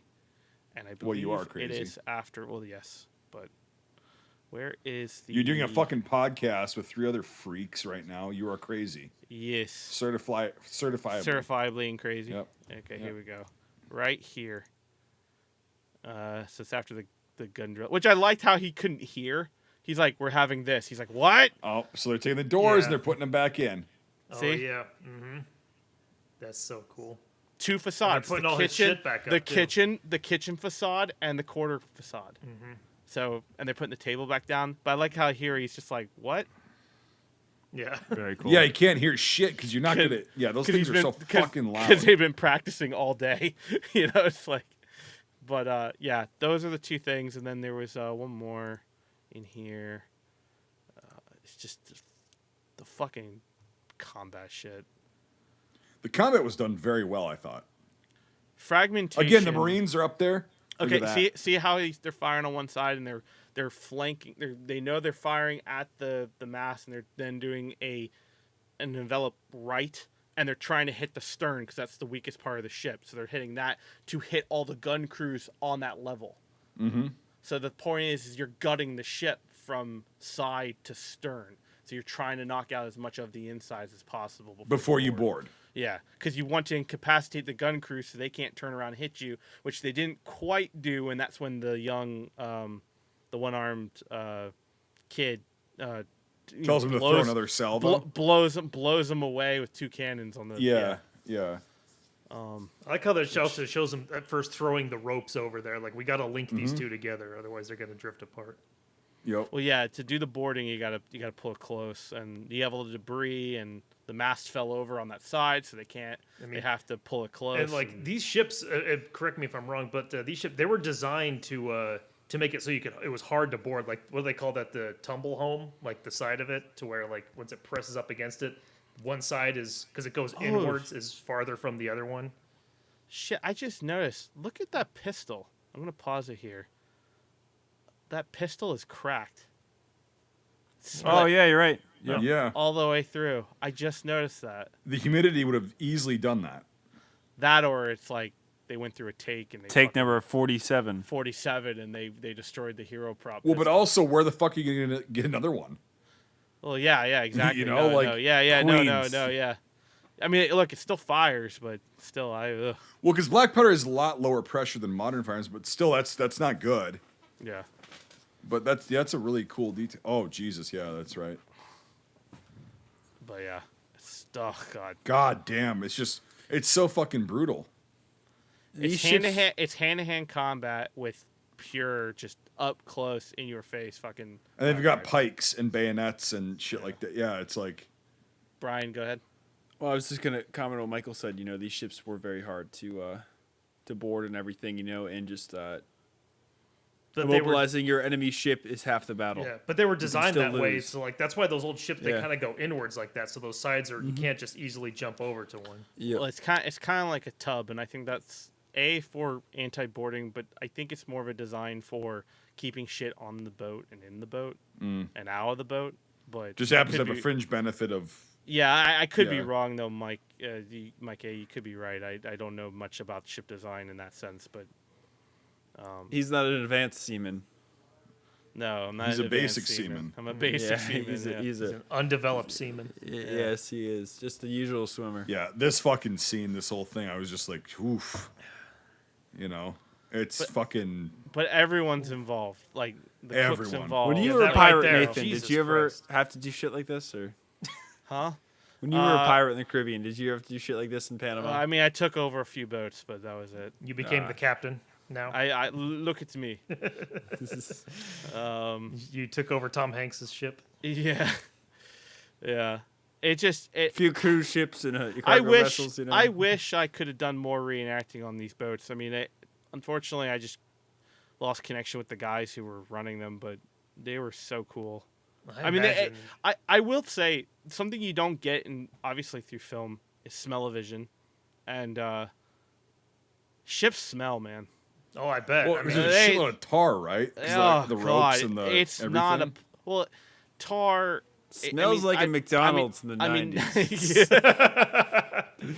tar. Well, when you have X amount of men quartered, it's not a pleasant smell. Oh yeah, it's tar, like a barracks with tar. gunpowder, ball Yeah. sweat, asshole. Yeah. Yeah, it's not like even the someone from the Constellation. I'm sorry, your gun area smells like shit. I'm sorry, it doesn't smell good. But no, there is a smell with these ships. I'm sure you eventually get used to it. Oh, you work as if you empty fucking porta-johns all day, you don't realize how bad you smell. So like, I'm sure it's the same thing, but Yeah. it's just like it's just a thing. Like, I think they just do a really good job, especially with this battle scene, of showing how clustered it is, but not being up close. Like, that's the other thing I'm realizing. Like, this is Jason Bourne era of up close. Zoom in, wow, wow, wow. Zoom out, wow, wow, wow. Zoom in. What was up? Like, everything's wide, but it's not. You're not missing anything, Yeah. But it's also claustrophobic. It's just such a good fucking cinematography of shot placement. And they're using cutlasses too, like fucking short, not like rapiers or like broadswords of shit. It's like very up close. But Oh, mine's across the room. Otherwise, I go grab mine right now. But yeah, Obviously, you have one. I think I would prefer to be shot than to be slashed by or stabbed by a sword. At this point, it's a horse apiece. Yeah. Unless you get it domed, you're gonna be hurting just as bad if you get stabbed like or shot. he just got an axe in his chest. Like, which one? Pick your poison. You're not dying prefer quick to from be any shot, of I this think. shit. Yeah. Yeah. Yeah, just get domed. That's what you want. Your best bet is just to get domed by a fucking musket or a pistol, and like it's over. Otherwise, you're just gonna sit there on the seas and suffer and die. I thought this was building up to the doctor was going to die, but I'm glad that he didn't. I like how Yeah. I like it how you have the military style of fighting, and then you have his fencing style. That Yeah, he's he's an upper defending class. himself Yeah, with. he's an upper class Britishman. Yeah, exactly. which was a cool touch to it. Yeah. French But horn. no, this fucking movie. I can't say it. Yeah, as you can tell. it's pretty good. It's very good actually. It's one of the best. Should we jump into ratings? I think We're we should, At, you know? we Yeah, are 'cause- at almost 2 hours. Brian's checked out, so let's just get this done. No, it's such a good film. It's hard to talk about for this long, because it's like just watch it. Well, but If it you is a haven't seen fucking great film. Yeah, It's so you know. fucking, it deserves. I think it deserves our little, For banter sure. about it. It's so fucking good. But no, it's great. You know, and the only film that's better I could think of is Hyena Road. You know, I know Nathan will agree with me. well, I would say Midway, the newer one. But, I am going to haul you slowly. Hey, the Fall of Berlin. Slowly. Fall of Berlin. Oh wait, what is that? Because You've never seen that Soviet masterpiece? I've just compartmentalized that shit, and that's out of my fucking mind forever. That was so fucking bad. Shot it into the furnace that is inside of Mike's chest. Yeah. There's a Comes out first when left. he vapes. You know, the exhaust. It's burned up forever. Yeah. But we'll jump into final thoughts, and I think that Michael, you should start because you were the one that has never seen this film. So. Okay, yeah, like I said, I mean, not only is it, from what I can tell, and from what you have, Nate, since you're the seaman here. Sorry, I didn't mean to take over and go into a history jump. No, I just realized I wanted that. None of us have fucking run a sailboat before. Yeah, I just realized as I sat down and watched this, I just realized how much I know about this shit. That's good. And how much I've dumped into it, and it's again, I think it's I'm not an expert. Please, if you know more than this shit than me, or what I said is complete bullshit, comment. I don't give a fuck. Yeah. I just know enough of what I know. If you think is Nathan's cool. a good seaman, comment as well. Yeah, if you think I'm a good seaman. But anyway, from what If you think I'm a good swimmer, let me know. From what I have seen of what I have seen and what you have confirmed in terms of accuracy and all that, it's highly accurate in terms of this depiction, but it's also wildly entertaining at the same time. So like I say, I mean, you guys kept saying, "Oh, it's long, it's long, it's long." I was never like, Jesus Christ, is this going to be over? I was never like that the entire time. Yeah. And for a 2 hour and 20-minute film, that's hard to usually get that. Yeah. Usually when I'm like an hour in, I'm like, okay, let's see when this wraps up. But yeah. It's funny. I thought it was 3 hours long, and when I pulled it up, I'm like, it's not. Why did I think it was 3 hours? Well, that's what you guys kept saying. I'm like, it's only 2:14. It feels like it. That's why, But it's not boring long. It's just, No, it's it just just feels long, long. yeah. It just It's feels- epic. It's epic. Yeah. So much to process. Yep. It's kind of because you're sucked into it so much. You're like, oh wow, you're absorbed. It feels longer than it is. But. Yeah, but and I'm not a Russell Crowe fan, but I thought he was really fucking good in this. Definitely his best movie that I've seen. And yeah, I think I'll probably watch it again. I'll let it I'll let it sit for a little bit, but then I'll watch it again here soon. And I'm gonna give it a 8.5 out of 10. Yeah. So, like I said, I watched it before once. This is my second time watching it, and it was just as good as the first time. It was better now that I understand a little bit more. But the conversation was great tonight about it. Learning a little bit more about sailing and what's accurate, what's not, and everything seems to be. Here's the thing: is the producers, the actors, everybody in here put their fucking time and effort into the details, getting everything as correct as possible. You're never gonna get anything 100%. You can't do that. But they really did a good job, I think. And the acting was great. Again, like Mike A said, and like we've said in this whole podcast, is I was never bored. Usually, if I see, oh god, it's over 2 hours, Jesus Christ. But I'm never bored because it flows. There's enough dead time to kind of show, when Nate, I forgot the word you were using. When there's no wind. Doldrums, right? When people start losing their fucking minds and it's hot and people are whatever. Doldrums is normally the term for when you have a long period of time where you don't have any wind. It's There's like no when you forward- run out of there's gas no in forward. Iowa. Yeah, and you're stuck. Yeah. God forbid. So even that could be boring was not, because they showed what was going on with these guys that you were just on a ride with for an hour and 15 minutes, and it's really well done. It's not overdone, it's not underdone. I think it's just fucking perfect. One of my favorite movies of all time, as far as the time period that does not get enough attention at all. And it's the conflicts, and yeah, I know it's historical fiction, I get that, but I'm actually gonna go off the fucking rails and give us a fucking 10 out of 10. So highly recommend if you have not seen this, please watch it. It's well worth the time. Yeah, it's hard to really add to our conversation tonight. We really, touched on every aspect of this film, but it's really just amazing. And I really do think that it is one of, if not the best depiction of naval combat by Hollywood ever done. It's just so amazing. And yeah, if you haven't seen it, watch it. If you haven't seen it in a while, go watch it. If you've seen it like last week, go watch it again. Like, it's just a really good movie.